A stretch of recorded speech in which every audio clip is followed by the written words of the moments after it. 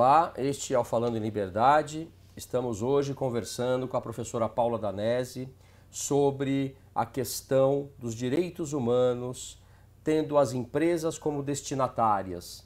Portanto, um tema altamente relevante, atual, e do qual o mundo empreendedor, o mundo corporativo não pode mais se afastar. E a partir da nossa última reflexão, eu pergunto à professora Paula, porque mencionamos aqui a importância dos profissionais do direito em dominar o direito internacional. Exato. Não é mais possível um bom desempenho profissional voltado apenas para o direito pátrio, mesmo que não se lide diretamente com o direito internacional. É isso, né, professora Paula? Exatamente. E aí a pergunta que eu tenho aqui é a seguinte: por que o advogado deve se preocupar com os tratados internacionais? Eles vigoram em território nacional? Significa reduzir soberania do país? Porque há também esta ideia que se propaga muito por aí. Exatamente. A gente tem ainda como um preconceito em relação ao direito internacional, mas a nossa Constituição de 88 foi brilhante na abertura para o direito internacional, não traz nenhuma mitigação do princípio da soberania, mesmo porque o princípio da não intervenção, a soberania, são princípios do direito internacional público. Então, jamais haveria uma mitigação nesse sentido. A ideia é que eu, como Estado, faço parte de uma comunidade internacional e, sendo membro dessa comunidade internacional, tenho regras a seguir. E uma delas são os tratados de direitos humanos. E o artigo 5º da nossa Constituição, no seu parágrafo 3º, teve aquela emenda constitucional maravilhosa que traz a ideia de que os tratados de direitos humanos, uma vez respeitados, os 3/5, as 2 casas, etc., ele tem a mesma natureza jurídica que uma emenda constitucional. Isso demonstra a preocupação da nossa Constituição na proteção dos direitos humanos. Então, desde que passe pelo quórum qualificado. Exatamente. É isso?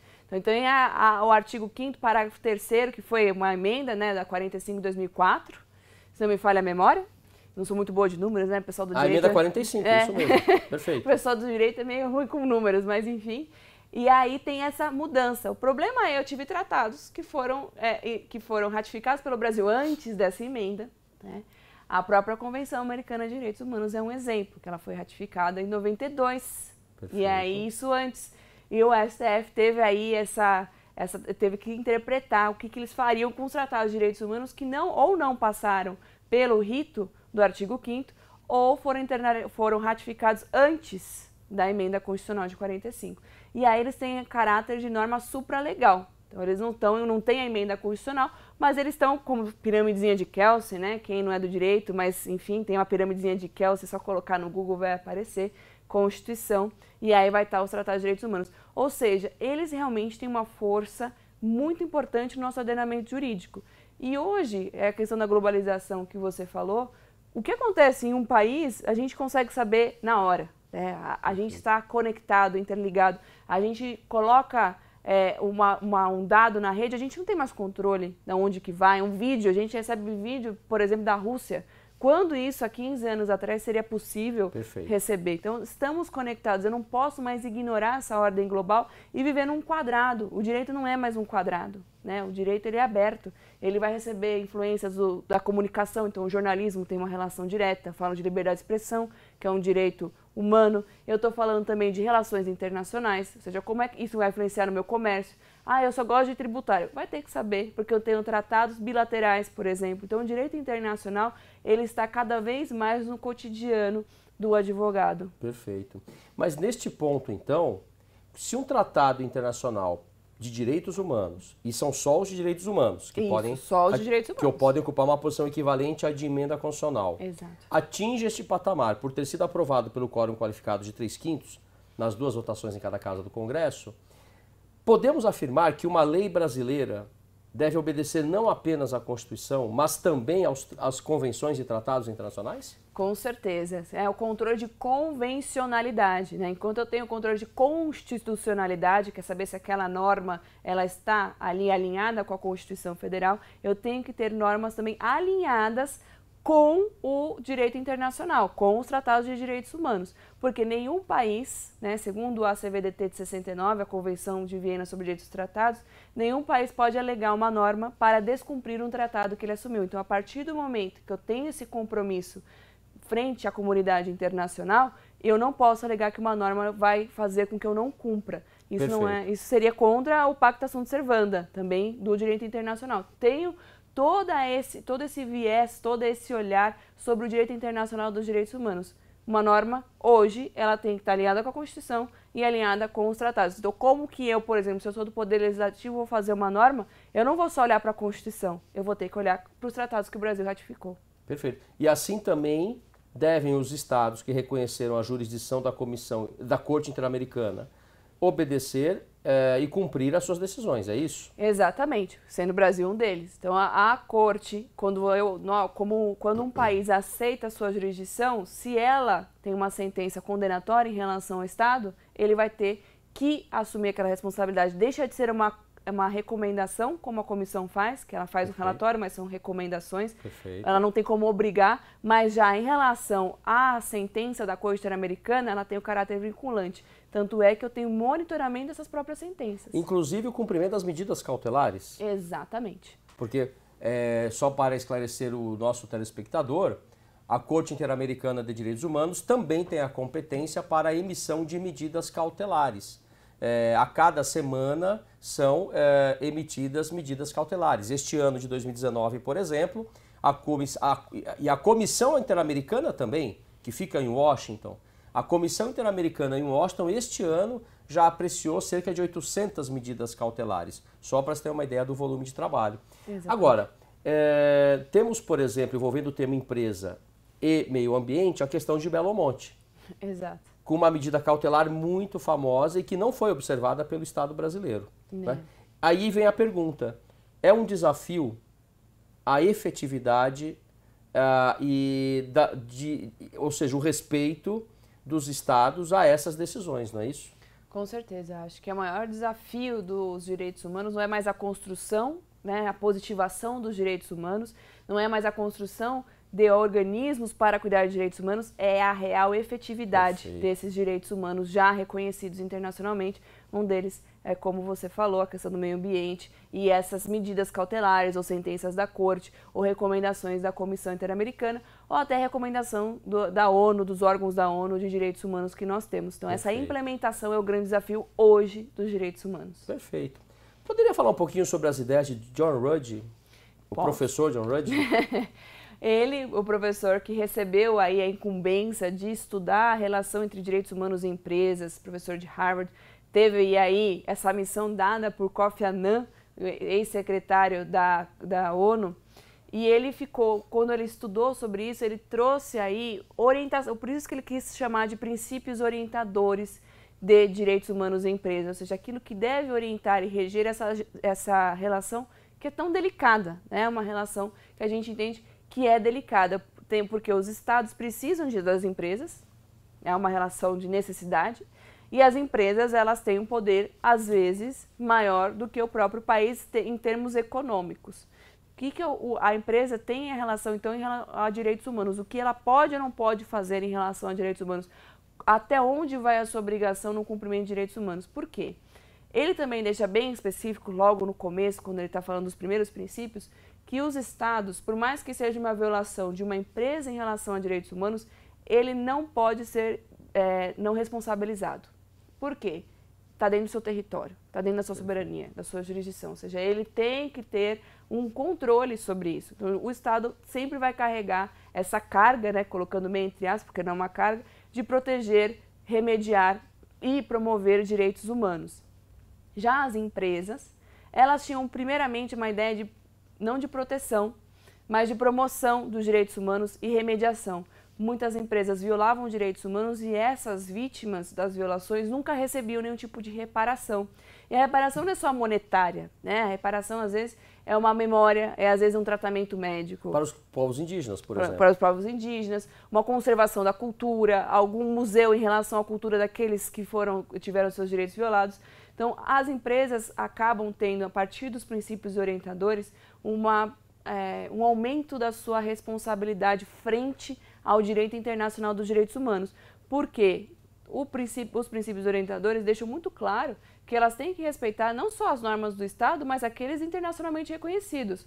Hoje, no mundo global, nós temos inúmeras empresas multinacionais. Então, se o que acontece, às vezes, é que a empresa multinacional de um país desenvolvido vai para um país subdesenvolvido e não respeita a norma, ou sabe que aquele país tem menos direitos reconhecidos e acaba violando direitos que no seu país de origem ela seria condenada. Perfeito. Então, se eu tenho um direito, né, que é um guarda-chuva, que são os direitos internacionalmente reconhecidos, as empresas não mais podem utilizar dessa desculpa, né? Eu estou respeitando o direito desse país. Não, mas você tem uma obrigação internacional. Então, essa foi a motivação também do John Rudin em relação a isso. Excelente.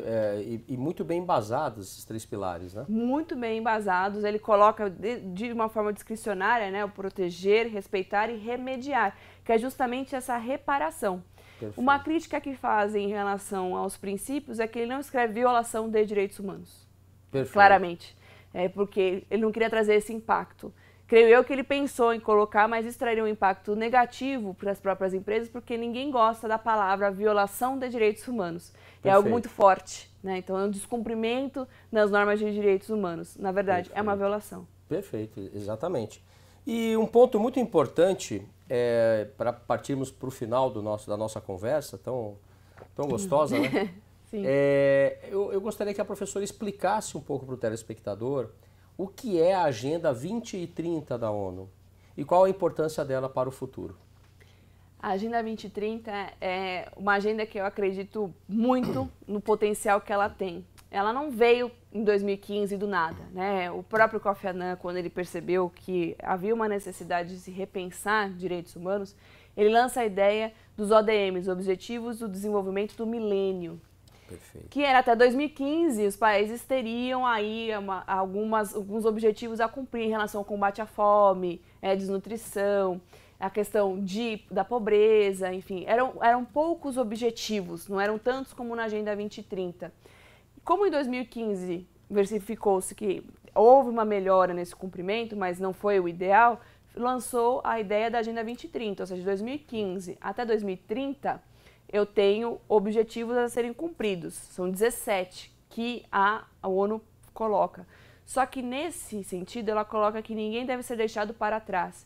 Então, a Agenda 2030, ela é uma união entre estados, empresas e sociedade. Ou seja, não são só os estados que têm que fazer esforços para cumprir a Agenda 2030, não são só as empresas, nem é só a sociedade. Somos todos responsáveis para cumprir esses 17 objetivos. E em cada objetivo, nós temos submetas. Então, deixa bem claro o que é realmente a questão do consumo e direitos humanos, o que é a questão do meio ambiente, o ODS 5, que é a questão da igualdade de gênero. Então, dentro desses objetivos, eu tenho as metas. Essas metas compõem 169 metas. Então, são muitas metas. E por que a ONU desejou dessa forma? Para especificar, falar, olha, igualdade de gênero, o que a gente entende como um objetivo para a igualdade de gênero são cumprir tais e tais metas. Especificou melhor do que era nos ODMs. Então, há um avanço nesse sentido. E se a ONU coloca hoje, como ela não tem essa força cogente, né, também continua sendo soft law, não é um tratado como a gente entende, ela coloca também como uma promoção dos direitos humanos. Então, a gente vê com muitos fóruns da ONU tratando sobre a Agenda 2030, empresas trabalhando os objetivos da Agenda 2030. Porque se eu vou falar de consumo, eu estou falando de uma relação sociedade que precisa ser conscientizada, estou falando de empresas e estou falando de um Estado que talvez precise fortalecer a sua legislação em relação a isso. Então a ONU ela foi muito, como é que eu vou dizer? Ela foi muito inteligente na hora que ela lançou. E teve um senso de momento, não é? Um senso de momento nesse sentido. A Agenda 2030, ela é uma ferramenta essencial na proteção e promoção dos direitos humanos. Ela é justamente isso, ela tem esse mecanismo. Ela é como se fosse um plano de ação para a construção dos direitos humanos. E um grande referencial para as empresas. Com certeza, para as empresas, para os estados e para a própria sociedade, porque ela até envolve a parte acadêmica. ela quer que as universidades, as escolas estejam envolvidas, né, tragam essa consciência, porque é por meio da educação que a gente consegue ter uma mudança efetiva. Então, a ONU traz essa ideia de não deixar ninguém para trás, unindo todos no mesmo objetivo. Perfeito. Professora Paula, muito obrigado pela sua aula, pelas suas explicações. Imagina. É uma alegria recebê-la aqui no Falando em Liberdade e espero que retorne. Com certeza, muito obrigada. Eu remeto, portanto, aos nossos telespectadores, aos amigos que nos assistem, dois pensamentos muito marcantes, não é? O primeiro é de Hannah Arendt. A essência dos direitos humanos é o direito a ter direitos. Porém, José Saramago também escreveu e comentou que devemos também falar em deveres. Este contexto aqui discutido tratou dos direitos e dos deveres da sociedade, do Estado e das empresas, porque ao final da linha está o ser humano. Muito obrigado. Este é o programa Falando em Liberdade, um programa que reflete sobre os direitos humanos.